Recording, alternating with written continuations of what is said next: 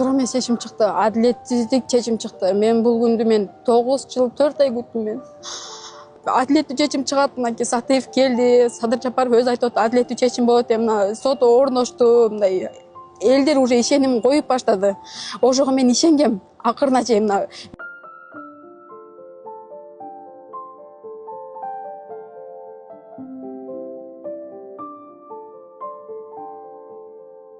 ыйлап кетирет бизди. Мен качан чыгам ушул жерден, мен алып кетчи ушул жерден деп. Мээримин жок, өсүп жатат ушул балдарым. Урматтуу Камчыбек Кыдышаевич, сизден өтүнүп суранам, жалынып суранам. Мага окшогон сиздин да келиниңиз, кыздарыңыз бардыр акыры. Ушу жогорку соттун судьяларын текшеришиңиз керек. Сиз түбүнөн баштап келет, сиз үстүнөн баштаңыз бияктан. Биякта кандай коррупция жатканын билесизби сиз?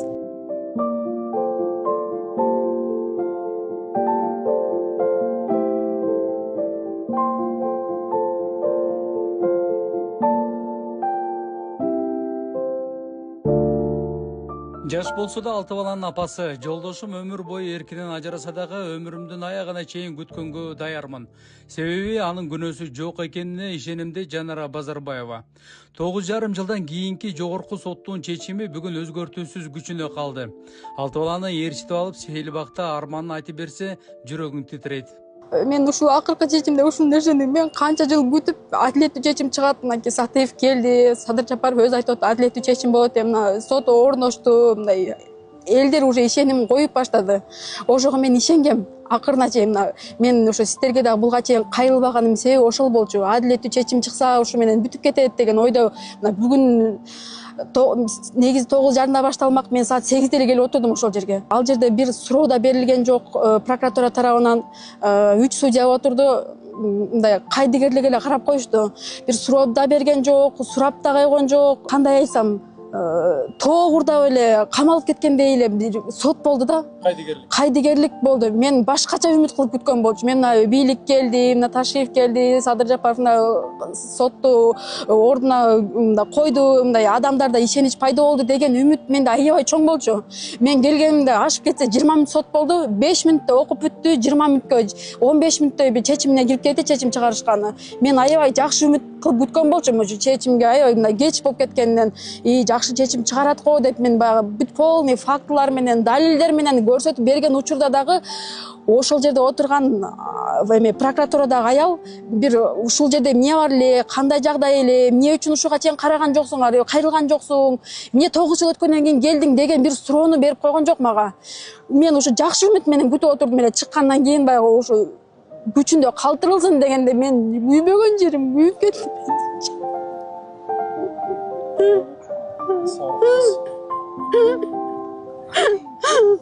Кылбаган кылмыш үчүн 9 жыл 4 айдан бери отурат. Мындай өз оозумда открытый туберкулез болуп ооруп калды. Өзүнүн мурда сахары бар болчу, азыр 31ге чейин чыгып атат сахары.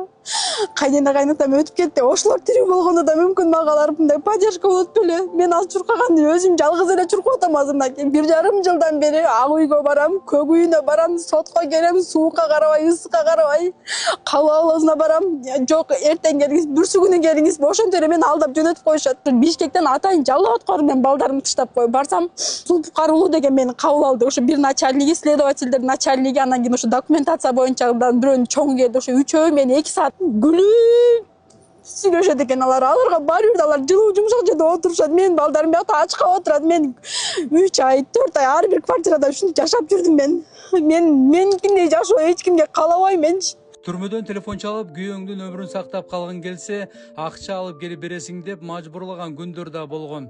Айласы кеткен алты баланын апасы кылмышкерлерге акча алып барып берген күндөрүн дагы айтып берди.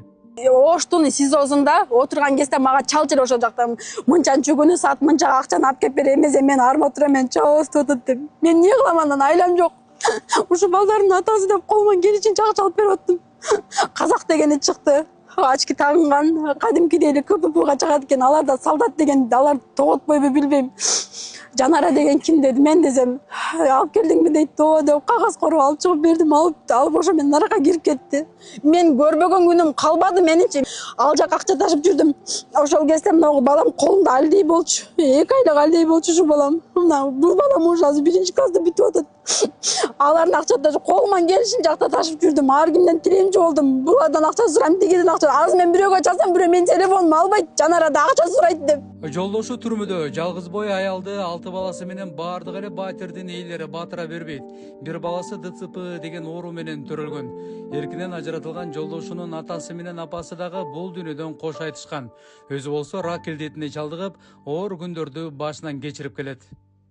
Мен көчөдө калдым, мен ашып кетсе 3 ай же 4 ай эле квартирада жашайм. Анан кийин балдарың ысылдайт экен, балдарың чырылдайт экен деп бизди кайрада башка жака жөнөттү. Мен президентке эми администрацияда кагаз жөнөткөнбүз. Ал жактан мага мына 3-4 күн мурда чалышты. Эже, адресиңиз жок экен, биз сизди кантип каттайбыз деп. Мен адресим жок да, мен жашаган жерим так болбосо, мен ар кайсы жерде жашаймын. Мен сизден суранамын, ушул акыркы үмүтүм сизде. Бул соттор болсо ушундай чечим чыгарып койду. Жем үчүндү калып кете беришибиз керекпи биз? Мени кабыл алып коюңуз, сизден ушуну өтүнүп суранам. Өмүр бою эркинен ажыратылды. Үмүтүңдү үзүп эле койбойсуңбу? Баары бир эркиндикке чыкпайт. Балдарың үчүн жаша дегендер да болду дейт. Бирок балдарымдын атасы үчүн баардык күч аракетимди жумшайм деп Ташиевке көз жаш менен кайрылуу жасады. Тугамчы Кыдышевич, акыркы үмүтүм сизде. Сиз мына энелерди жакшы сыйлайсыз. Мен ушу 6 баланы мен жарык дүйнөгө алып келдим, ушулардын эл үчүн кызмат кылсын деп. Ушул балдарым ата деп сыздап атат уже канча жылдан бери. Ушу балдарым кичинекей болчу, уже алды, уже билип баштады атасынын каякта экенин. Мурда айтчу эмесмин. Мен вообще түрмө деген сөздү оозума алчу эмесмин. Атасы жок, башка жакта деп эле койчумун. Акыркы үмүтүм сизде, урматтуу Камчы Кыдышевич. Менин колумда далил кагаздар мен сизге алып барайын. Менин башым жеткен нерсеге сиздин башыңыз жетет да, мен юридикалык сабатым жок, бирок сизде бар да ал нерсе. Мен ошол кагаздарды алып барып көрсөтөйүн. Кай жеринде эмне калып кеткен өзүңүз көзүңүз менен көрүңүзчү. Соттор чыгарган чечимди көрүңүзчү. Мына Жолдошбаев Тилек менен Орозов Нурзаматтын чечимин көрүнчү. Эмес экөөнүн статьясы бирдей кеткен. Эмнеге бунукуна башкача чыгарат, эмнеге менин күбөмө башкача чыгарат? Ушу балдардын келечеги үчүн, ушул балдардын тагдыры талкаланбасынчы, ушулардын келечеги мындай. Жок, мен Кыргызстанда жашабайм. Биякта Кыргызстанда уже жашаганга болбойт деп эртең булар башка жака кетип калышын каалабайм мен.